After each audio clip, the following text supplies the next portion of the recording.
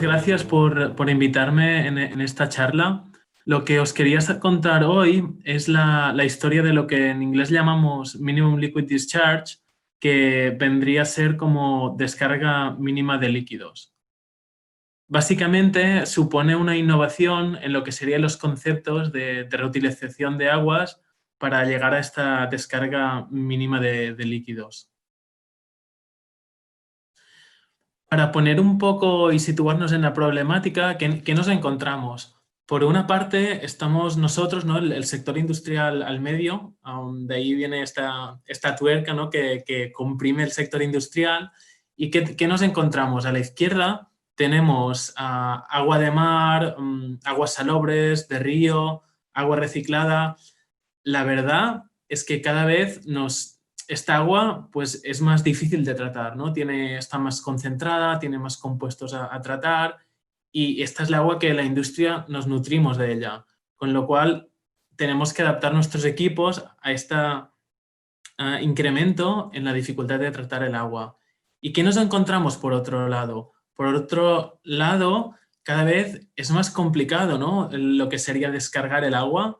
Sería esta parte de derecha que os he puesto aquí en la presentación. Las leyes son más estrictas, está más regulado lo que es el descargar compuestos líquidos y además nos supone más dinero, ¿no? Hacer esta descarga. ¿Qué proponemos nosotros? Proponemos esta descarga mínima de líquidos para reutilización de aguas residuales. Y lo que os comentaba, el objetivo es aumentar lo que sería el recovery, el rendimiento de nuestro sistema, de tal manera que podamos minimizar y cada vez ser capaces de mandar menos agua líquida a la descarga. Esto nos supone unos ahorros económicos importantes. Por otro lado, tenemos este tema, ¿no? Que cada vez las regulaciones son más estrictas y al final también los permisos para conseguirlas pues, son más complejos. En esta diapositiva os quería explicar un poco, y parece un poco confusa, pero os voy a dar un poco de los puntos más importantes. Por un lado, en el eje vertical tenemos que el precio, ¿no? Cada vez el coste es más alto cuando subimos. Y por el otro lado, en el eje horizontal, tenemos la salinidad. La verdad es que si el agua es un agua de pozo súper limpia, es muy barata tratarla. Pero por otro lado, cuando el agua empieza a estar muy concentrada, cada vez el coste de tratar este agua sube.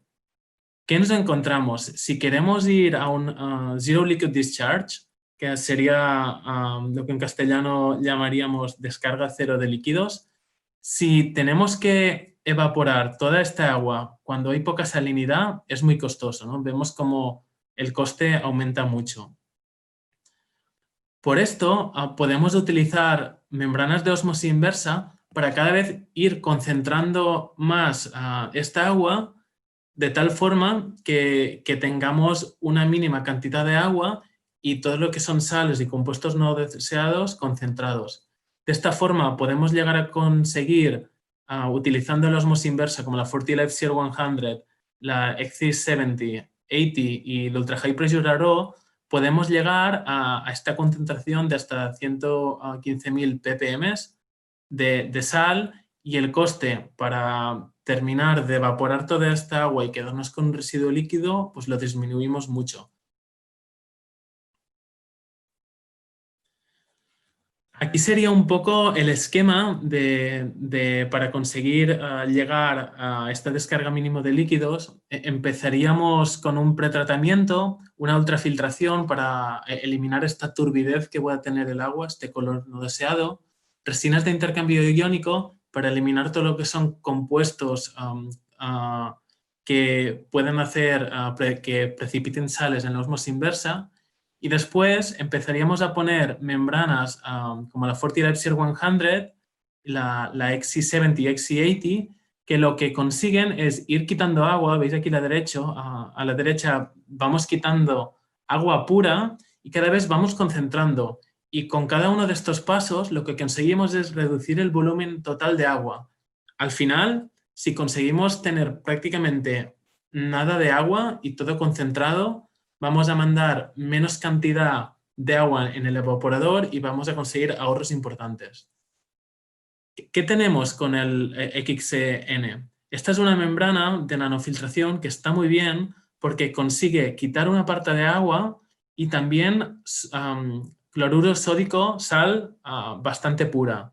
Al final, esta salmuera que generamos la podemos valorizar y os lo voy a enseñar en las diapositivas siguientes en casos reales. Finalmente, tendríamos lo que llamamos Ultra High Pressure RO, que son membranas de ósmosis inversa que trabajan a una presión muy alta, con lo que conseguimos aún sacar más agua limpia. Y finalmente conseguimos reducir mucho la cantidad de agua que tenemos al final de la Ultra High Pressure RO, con lo cual minimizamos el aporte de agua sucia al evaporador. Y finalmente el evaporador produciría estos sólidos. Es importante recalcar que estas membranas de ósmosis inversa están diseñadas para que aguanten mucho las limpiezas químicas, porque cuando tenemos que tratar con aguas que son difíciles tenemos que limpiar a menudo, con lo cual están diseñadas para tener una gran durabilidad. Son muy resistentes y están diseñadas para ser resistentes al bioensuciamiento y permiten trabajar en condiciones que son difíciles. Ahora os voy a mostrar dos casos reales de éxito. Una que sería en la industria carbonera del norte de China y después veremos otro caso. ¿Qué pasa en este complejo? Tenemos un poco lo que hemos comentado. Un aporte bastante grande de agua, muy sucia, que viene del carbón con metanol, olefinas, poliamidas. Tenemos un pretratamiento, ¿no? Que al final tenemos este filtro de arena. Y lo que les estaba pasando es que esta agua que tenía mucha carga orgánica, mucho CO2, les tenían la problemática de que les subía mucho la presión diferencial porque cuando hay bioensuciamiento, biofouling, las bacterias crecen dentro de la membrana y bloquean el paso del agua. Entonces, cada vez necesitamos más energía, más presión para poder mover esta agua a través de la membrana. Y también, debido a la gran cantidad de orgánicos que tiene esta agua, bajaba mucho lo que sería la productividad de la membrana, ¿no? Necesitábamos mucha membrana, mucha energía para poder mantener el caudal de operación. Por esto, lo que propusimos es usar la membrana FortiLife Share 100, que mejoró sustancialmente lo que sería la presión diferencial y la pérdida de flujo normalizado. En esta diapositiva podemos ver el resultado. En azul tenemos que la presión diferencial con las membranas diseñadas para este proceso de descarga mínima de líquidos está mucho más baja que la que está en rojo, que es la que tenían ellos instalada. Con lo cual aquí consiguieron un ahorro importante.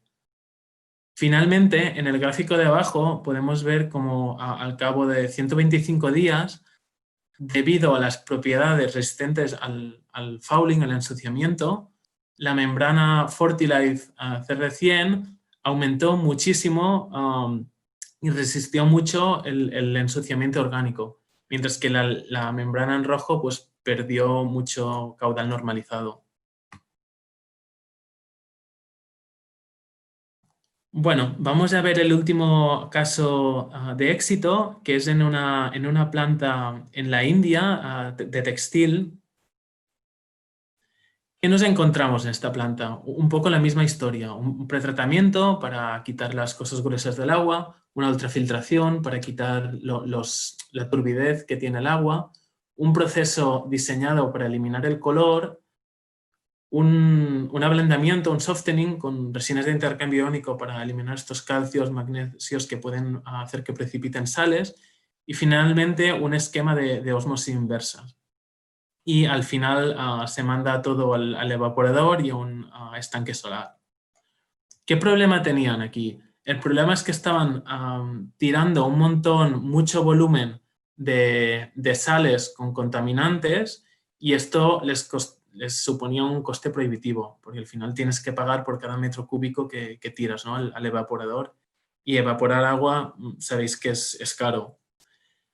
La propuesta que hicimos aquí es utilizar la membrana FortiLife XCN, que es la que os comentaba al principio que se utiliza para purificar la salmuera y de hecho conseguir valorizarla.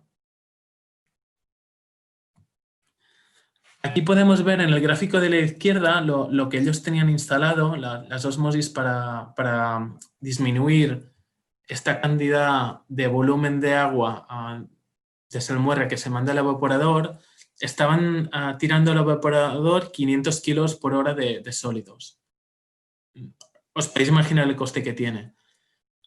Poniendo la membrana a FortiLife XCN, lo que consiguieron es, por un lado, quitar una gran parte de volumen y purificarlo, tener una sal de gran pureza que pasaron a utilizarla para su proceso. En lo que sería la industria textil, tú necesitas tener una agua con sal, la utilizas en el proceso, con lo cual dejaron de comprar mucha sal que estaban comprando a través de reciclar esta sal. Y finalmente, también muy importante, pasaron de 500 kilos por hora de volumen que se manda al evaporador a 220. O sea, un ahorro significativo. Al final, los números que consiguieron es reducir en un 56% la sal que tiraban al evaporador y un 60% la sal que les llegaba al evaporador. Aquí os quería mostrar un par de fotos que me parecen ilustrativas. Este bote negro es lo que le llega a la membrana FortiLife XCN.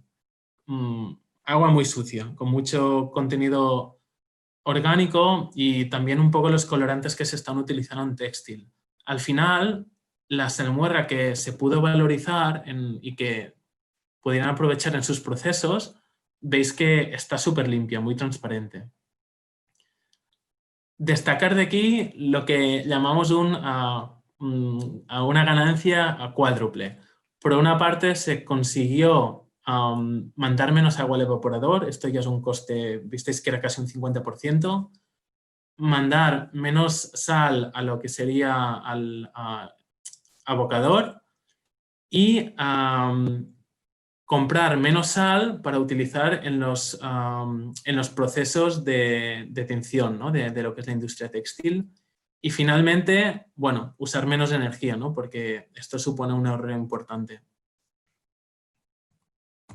Y bueno, dejaros aquí un poco las membranas FortiLife que tenemos, que son las que están diseñadas para estas aguas residuales que son muy difíciles de tratar. La FortiLife CR100 sobre todo sirve para aguas salobres, la FortiLife XC70 y XC80 cuando empiezas a tener concentraciones que salen de las membranas de 80.000 ppm y la FortiLife XCN que hemos visto que sirve para eliminar un gran volumen del agua que tiras del evaporador y valorizarlo en una salmuera pura que puedes reaprovechar en tus procesos. Y esto es todo. Creo que he estado a tiempo y bueno, espero que os haya gustado.